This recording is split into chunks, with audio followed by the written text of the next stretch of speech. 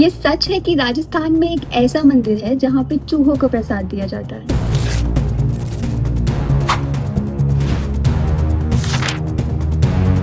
नमस्कार दोस्तों, मैं निहारिका और आप देख रहे हैं न्यूज़ अने। पूरे देश में जहाँ लोग चूहों से डरते हैं, ये एक ऐसी जगह है जहाँ पे चूहों को भगवान माना जाता है। करनी माता मंदिर राजस्थान के देशनौक गांव में एक ऐसी जगह है जहाँ पे 20,000 से ज्यादा चूहे फ्रीली घूमते हैं और इनको कोई भगाने की कोशिश भी नहीं करता।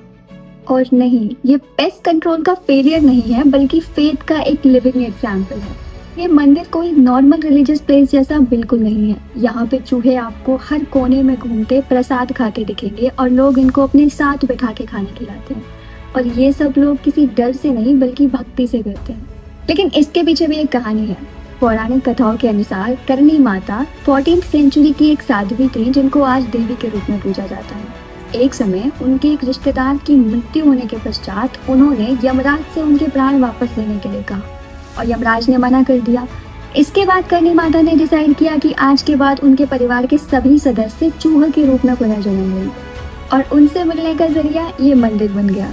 ये चूहे जिनको काबा बोला जाता है सिर्फ रैट्स नहीं है, ये उन्हीं के परिवार के लोगों का पुनर्जन्म है।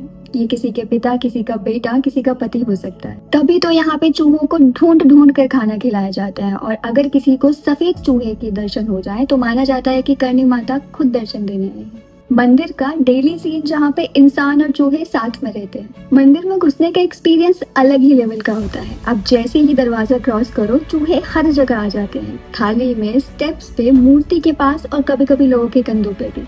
अगर ये कोई नॉर्मल जगह होती तो लोग डर के भाग जाते हैं, लेकिन यहाँ पे लोग इनके साथ में बैठ के खाना खाते हैं। और सबसे बड़ी बात, अगर कोई चूहा मर जाता है तो उसकी जगह तुरंत चांदी का चूहा बनवा के रखा जाता है।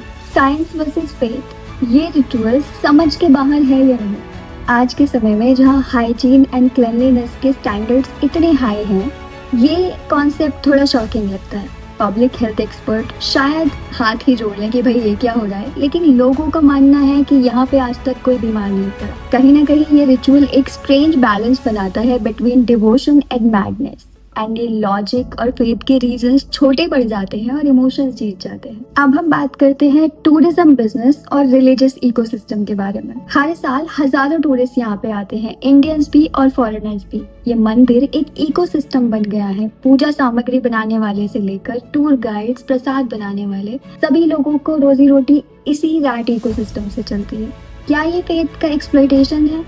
हो भी सकता है, लेकिन ये एक सच ये भी है कि लोकल इकोनॉमी इसी रैट इकोसिस्टम से चलती है। ये रिचुअल चाहे कितना भी बिजार क्यों ना लगे, लेकिन इसका इम्पैक्ट रियल है and we can't deny that. Hindu mythology में चूहे को गणेश जी का वाहन माना जाता है और इस मंदिर में वो एक आत्मा का रूप भी है।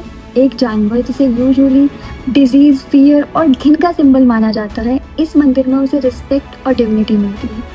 और हो सकता है कि मंदिर हमें ये भी सिखा रहा हो कि सेक्रेड और प्रोफेन के बीच की बाउंड्री कभी कभी सिर्फ हमारा परसेप्शन होता है।